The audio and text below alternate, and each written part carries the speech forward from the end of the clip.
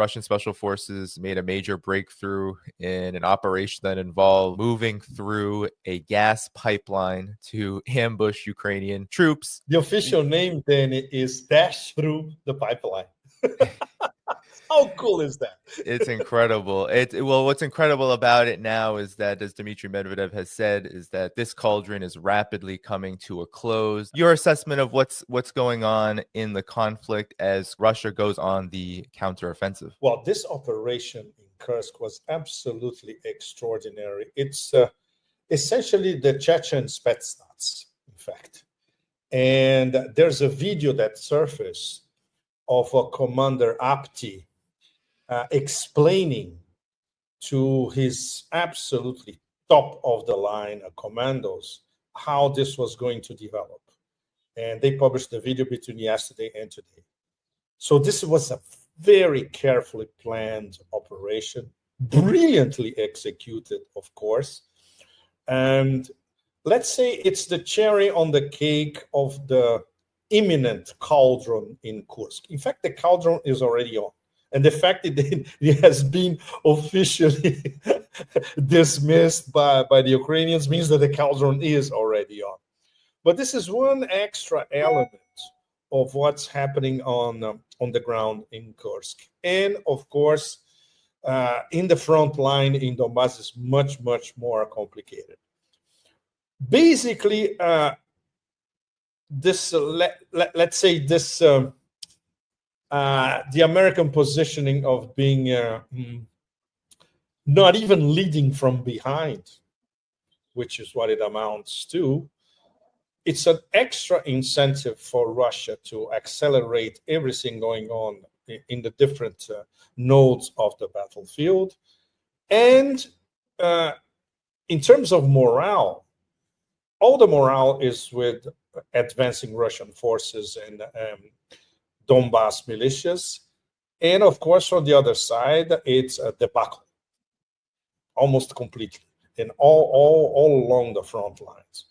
This can last weeks or months.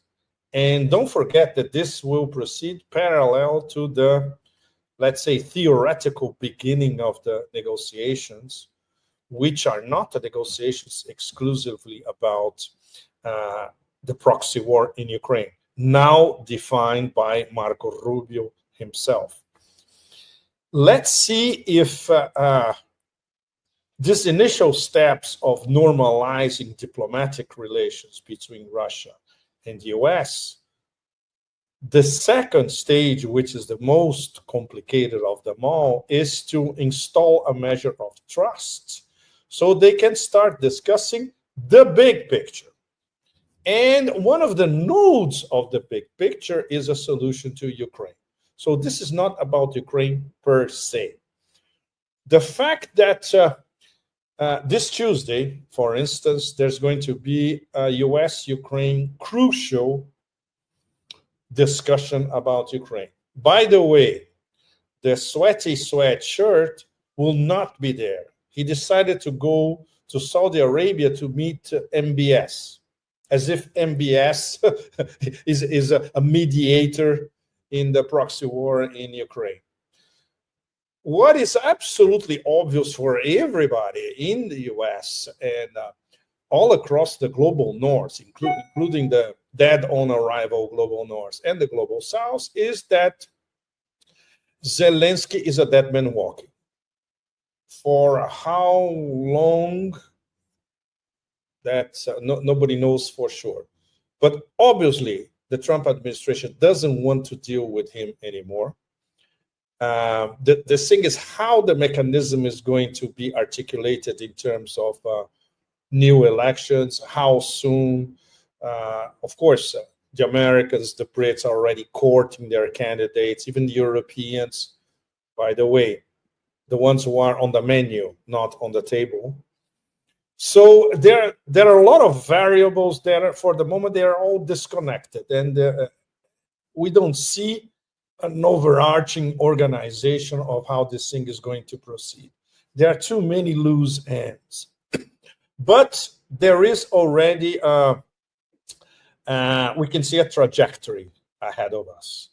And the trajectory points to, in many aspects, what even the greatest diplomat of our time, Sergei Lavrov, has been saying for months, in fact, almost a year.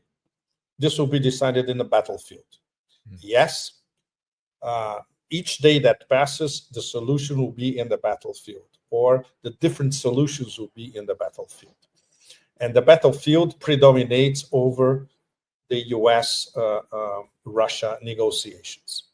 So once again, I think it's important to remind ourselves, all of us, that we are in the very first stage, very far away from any possible decision on anything. But you know, the key nodes are already there, and we can see where this, I would not say high-speed rail, it's a very slow train for the moment, where the slow train is going. The Western media has sounded the alarm, NATO, the EU, everyone is sounding the alarm about Kursk because it comes as US intel as well as some of the aid. Starlink is still going. Much of the aid has temporarily shut down. But a whopping 80% of this audience here, Pepe, believes that this conflict actually is not going to be settled at the table, as you said, that it will actually be settled on the battlefield. How much of what's happening in Kursk indicates this? I think it took many by surprise that there was such a massive surge by Russia at this moment, where much of the talk has been about talk. Well, I think you pointed your finger to the right, the right concept. Talk. The Americans, the Ukrainians, the Brits, the Europeans, they talk all the time, non-stop. It's unbearable, in fact. What do the Russians do? They don't talk. They act on the ground. And that's the whole difference. While everybody was talking, the Russians were planning an offensive in Kursk. And we are right in the middle of it. The numbers vary, but at least 66,000 Ukrainian fighters, soldiers, recruitees, or whatever have already been exterminated. And there are another 10 to 20,000 on the list. Basically, now it's surrender or die, in stark terms. And that's it. Instead of talking, you act, which is a mirror of the US-China relationship. While the Americans are starting with the previous crash test dummy administration, talking about punishing China, isolating China, containing China, and all that. China acts. And now Made in China 2025, which is, I was writing a column this morning about the success of Made in China 2025, as it was shown during the 2 sessions in Beijing last week. It's very simple. It's 2 5-year plans in one. Subsequent, this whole thing was conceptualized in 2015. Now we are 2025. You reap the benefits of what you planned 10 years before. And in the case of Russia, they are reaping the benefits of what they had planned after a series of setbacks during the SMO, what they started to plan last year after the incursion against Kursk. And they started to plan how they were going to retake Kursk and how they were going to advance in Donbass. That's what's happening right now. Until we get to the point which was explained, I would like to repeat that because it's very, very important. One of the commanders of the Donbass, when I was in Donbass less than a month ago, he said, look, we are all waiting for the order. Order means the big guy up there saying, go all the way, non-stop. We might be approaching that moment. Might. It's quite possible. Not now. Maybe in a matter of 2 to 3 months, depending on how quick Kursk will be, let's say, reliberated, and the advances to the west, to Dnipro, Petrovsk, towards Petrov, you name it.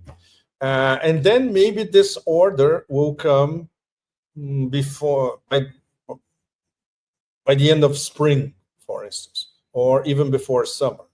But we are approaching this moment very, very fast. And if that happens, it's going to be, I would say, layers and layers in advance of what will be discussed at the table by the time. Because these negotiations on the table are going to be extremely complex, especially because there's the number one point of the whole thing. The Trump administration simply cannot concede that this is a strategic defeat of the US and NATO. Yeah. This is something like an asteroid impacting on Earth. You know, they can. How they're going to find a way out that frames this as a sort of draw. Yeah. So this is the key point, and I think our audience, everybody agrees with that. Well, that's what we've gotten so far, is framing this as a stalemate. You hear Elon Musk all over X talking about this as a bloody, bloody, bloody stalemate. And then even Bloomberg, which goes along with how Donald Trump has been speaking about this conflict, reported misinformation in my assessment. But I'm curious on your thoughts that Vladimir Putin has agreed that Russia would be willing to take a ceasefire with the caveat on his terms. So I want your reaction to that, because Kursk, what just happened in Kursk and what is going to continue happening in Kursk seems to be an indication that that's not the case at all. But yet we're hearing ceasefire, ceasefire, ceasefire coming out of Trump and now the Western media. So what's your take? Again, Danny? Once again, it's talk. It's deafening, and we have to deal with it every day professionally. It's. Putin never said that he would consider a ceasefire. No way. And this is the official position of the Russian government, everybody. And it's always repeated by the Minister of Foreign Affairs in a very, because they have such outstanding diplomats, in a very diplomatic way. No. The ceasefire, if it will happen, will have to be inbuilt in a much, much larger discussion negotiation. We haven't even started the negotiation yet. How can you start talking about a ceasefire? No way. It's not going to happen. Once again, this is American mainstream media fabricating outcomes and, of course, trying to impose a narrative, especially in terms of controlling not only domestic public opinion, but also international public opinion. There's just been a lot of debate about what terms Russia will take. But what we do know, while the United States right now is talking about coming to a peace settlement and getting Zelensky on board, you have Europe talking about fighting to the last Ukrainian, essentially, and trying to militarize exponentially in order to keep this war going. What we continue to see on the battlefield in Kursk is that Russia is going to get what it wants. Talk about what Europe is going to do, and I know you wrote about this. Please share the article, because I try to make it with a little bit of sense of humor, because in our case, we have to deal with this 24/7. The only way is to try to mock these idiots, you know. Well, let's say that they are being very successful in setting up the coalition of the ones who want to die, to put it mildly, the coalition of the willing to die, because this is what's going to be. Assuming we have any of the variations that were voiced this past few days by Le Petit Roi in Paris, by the Germans, by Starmer, by reformed NATO generals, unreformed crypto NATO generals, acting general, whatever. This is good. These people, if they face a battlefield like what's happening in the Novorossiya, 1,000 kilometer long, they will be incinerated in 5 minutes. Simple as that. Can you imagine that non-existent German army, or that bunch of cage au folles of the French army facing battle-hardened Russians, Chechen commandos, etc., on the battlefield? Come on. It doesn't even qualify as a joke. So they don't have the soldiers, they don't have the armies, they don't have the weapons, which they'll have to buy all over again from the US because they are demilitarized. So what do they have once again? I think this is becoming the theme of our conversation, Danny. Talk, non-stop. Or, the Chihuahuas they are, yapping non-stop. Can you imagine that you have the head of the European Commission saying that we need 800 billion euros that nobody has to rearm Europe? But this is something so out of sight, you know. If there was a psychedelic element to it, at least we could dance to it, you know. But no, there's nothing. It's megalomania based on absolutely nothing. Even if there was the beginning of a rearmament, all these countries were already in major trouble economically. They will never have the funds to finance all that. Or if they got the funds, will be with extortionate interest by the usual international financial system vultures. You know who they are by name, all of you, I'm sure. So this was going nowhere. And what France and Starmer and the UK proposed so far, you know, boots on the ground, planes in the air and all that, this is talk. They don't have those boots and they don't have those planes, period. Same with the French, same thing. In France, obviously, people are so over the top fed up with Macron that they don't even pay attention to it anymore. You have 2 or 3 people who actually go on those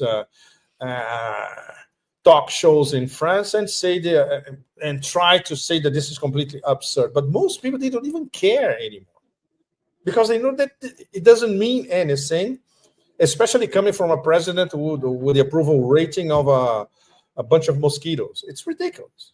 It's absolutely ridiculous. So the dichotomy between the rational actors on one side, what is Russia is doing on the battlefield, what might be the beginning of a rational dialogue between the US and Americans on one side, compared to this motley crew of absolute imbeciles all across the European space is stark. But stark for European citizens who still have control over their critical faculties. I was discussing this tonight with a brilliant businesswoman. She's German, but she's also Southeast Asian, very active in Southeast Asia, working for an enormous cabinet here and she's saying that the way the Germans have been brainwashed these past 1, 2, 3 generations is it's absolutely impossible to recover. She gave up on Germany, and she's German. She has 2 German passports. She gave up on Germany completely. But this is what? This is a businesswoman that travels between the East and West, that deals with rational people, Zach, that when she is in Asia, she can have a conversation like we are having here now with our audience, which is absolutely impossible to have in Europe, this kind of conversation. It's out of the question, especially in Germany, UK, and France. I don't know if you saw the Starlink and former Polish foreign minister. Oh my God, that's a major imbecile. Jesus, guy takes the cake. Yes. So Radoslaw Sikorski, who is, you know, within the European Union Parliament, he was a former foreign minister of Poland. He is noted for saying "Thank you, USA" on X, and I can't pull it up because X is down right now. But famous post. He is famously noted for going on to Twitter after Nord Stream was destroyed. The famous tweeter with Nord Stream said, "Thank you, America," right? Yeah. So he got very angry at Elon Musk for suggesting that if Starlink was pulled, that Ukraine would collapse very quickly. Now, I want your comment on this. Starlink is still being provided, and Elon Musk and Marco Rubio both came down and said, we are always going to provide this. How does this factor in to this overall conversation, this debate about Starlink, to Ukraine's battlefield chances, and just what we're seeing in these changes between the United States and Russia? Well, Elon Musk is a businessman. If he has a deal to supply whoever that is with Starlink is not going to destroy the deal. Obviously not, as much as he would like to. And in fact, some of his tweets, X's, let's put it this way, strongly suggest that he would love to do it, but he won't. It's a sound business decision. Assuming this would happen, the collapse that we're watching now would be even more accelerated. So the Russians, when they look at it from the outside, they say, we don't even need disabling Starlink for the Ukrainians. We are doing it our way, the Russian way, on the battlefield, on those two fronts, in Kursk and in Donbass. So this is, in fact, this is a non-issue, in fact. The issue that is very, very serious and would warrant a serious debate, let's say, okay, going forward, is the fact that Starlink is used by governments and by armies in a, I would say, an extremely dodgy way, any way you want to look at it. So Musk has a disproportionate power now of supplying Starlink to several governments and governmental bodies and armies, etc. And he is with Starlink, he's directly influencing geopolitics, but directly, as if he is by himself, a geopolitical actor. This requires serious examination. We're not going to have this right now. But in the short, medium term, and the long run, this can pose a lot of problems for a lot of people and for a lot of governments and political bodies all across the world, especially across the global south.